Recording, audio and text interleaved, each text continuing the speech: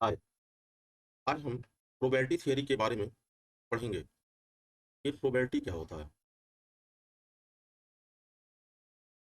देखिए, probability is the mathematical measurement of uncertainty. इस शब्द पे के डेफिनेशन में ये जो शब्द है अनसर्टेनिटी, इसको समझने का प्रयास किया जाए। ये जो इवेंट होता है, इवेंट, ये दो तरह के इवेंट हो सकते हैं। एक का जो रिजल्ट है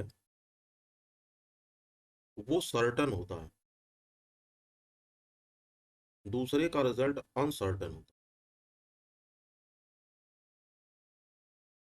फॉर एग्जाम्पल, अगर हम सुबह सनराइज को देखें तो पाएंगे वो हमेशा ईस्ट डायरेक्शन में ही सनराइज होगा, ये सर्टन है। लेकिन अगर हम किसी क्वाइन को टॉस करें तो हेड भी आ सकता है, टेल भी आ सकता है, दोनों में से कुछ भी आ सकता है। इसलिए यहाँ का रिजल्ट अनसर्टन है। सर्टन के कुछ और एग्जांपल देख लीजिए। 2 में 2 का जब भी मल्टीप्लाई करेंगे आंसर 4 आएगा, ये सर्टन है।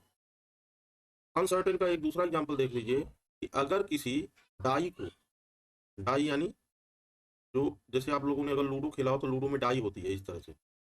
इस पे यहाँ पे मान लीजिए 1 है, यहाँ आपका 2 है, इस पे ये 3 है, 4 है, 5 है, 6 है, यानी 1 से लेकर 6 तक होता है। इसको जब फेंका जाएगा तो 1 2 3 4 5 6 में से कोई भी नंबर आ सकता है, तो यहाँ अनसर्टेन है रिजल्ट।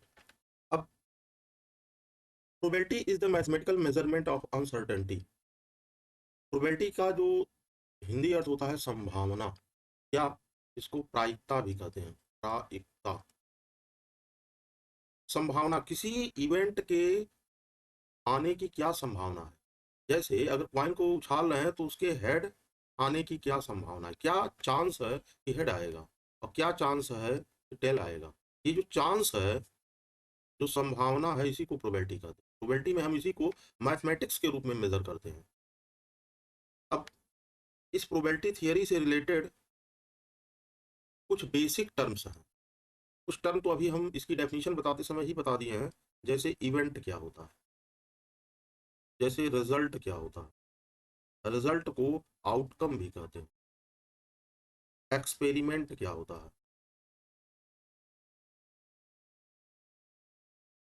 सैंपल स्पेस क्या होता है।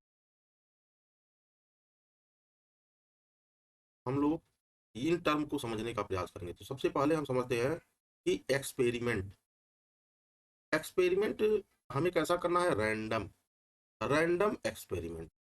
यहाँ पे समझिए इसको कि रैंडम एक्सपेरिमेंट क्या है। ये random experiment, an experiment for which the outcomes are known. देखिए, यहाँ पे हमें रिजल्ट तो पता हो, आउटकम्स आर नोन, रिजल्ट हम लोग जानते रहे, but which of them will अगर कैन नॉट बी प्रेडिक्ट, लेकिन क्या आएगा ये हम प्रेडिक्ट नहीं कर पाए, उसको रैंडम एक्सपेरिमेंट कहते हैं। जैसे हम जानते हैं क्वाइन को उछालने पे या तो हेड आएगा या तो टेल आएगा, इसके अलावा कुछ भी नहीं होगा। या तो हेड होगा या टेल होगा, इसके अलावा कुछ नहीं होगा। यानी रिजल्ट तो हमें पता है, चाहे हेड आवे या टेल आवे, यानी आउटकम हम जानते हैं, लेकिन हम प्रेडिक्ट नहीं कर पाते कि हेड ही आएगा कि टेल आएगा। ऐसे एक्सपेरिमेंट को रैंडम एक्सपेरिमेंट कहते हैं। जैसे ये लूडो वाली जो डाई है, इसको जब हम लोग फेंकते हैं तो ये भी रैंडम एक्सपेरिमेंट है, हमें नहीं पता कि 1 2 3 4 5 6 में से क्या आएगा। ऐसे ही अगर प्लेइंग कार्ड्स के जो कार्ड्स हैं उनमें से हम कोई एक कार्ड निकालें तो हम नहीं जानते वो कार्ड किस नंबर का कार्ड होगा। तो इस तरह के एक्सपेरिमेंट को रैंडम एक्सपेरिमेंट कहते हैं।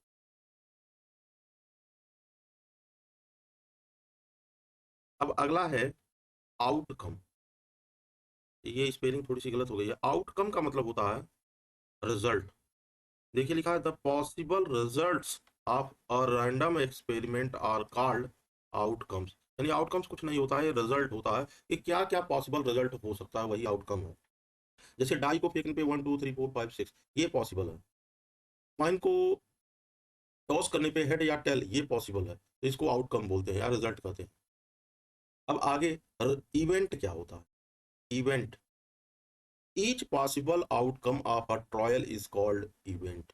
यानी जितने आउटकम्स हैं पॉसिबल आउटकम है किसी भी ट्रायल में, उसको इवेंट कहते हैं। जैसे हेड आना एक इवेंट है, टेल आना दूसरा इवेंट है, 1 आना एक इवेंट है, 2 आना दूसरा इवेंट है, 3 आना तीसरा इवेंट है, 4 आना चौथा इवेंट है, 5 आना पांचवा इवेंट है, 6 आना छठा इवेंट है। ये सब इवेंट्स हैं अलग अलग, मतलब पासे में कुल 6 इवेंट हो सकते हैं, टॉस को उछालने में 2 इवेंट हो सकते हैं। अब आगे सैंपल स्पेस क्या होता है? ऑल पॉसिबल आउटकम, जितने भी पॉसिबल आउटकम्स हैं किसी एक्सपेरिमेंट के, वो सब सैंपल स्पेस कहलाते हैं। फॉर एग्जाम्पल, जैसे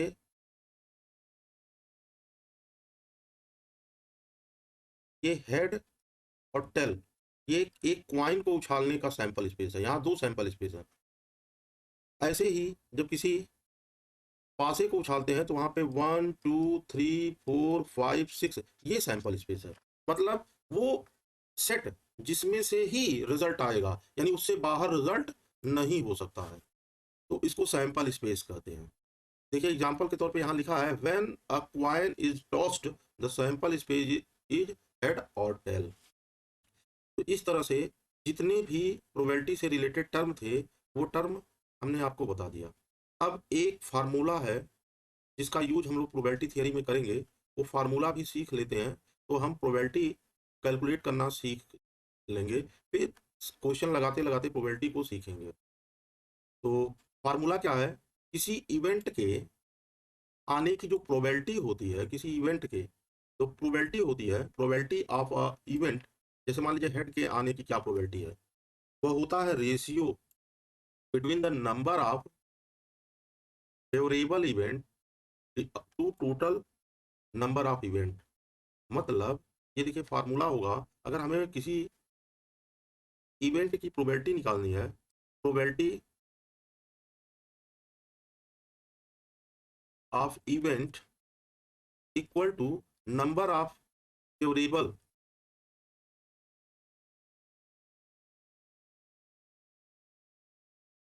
इवेंट डिवाइड बाई टोटल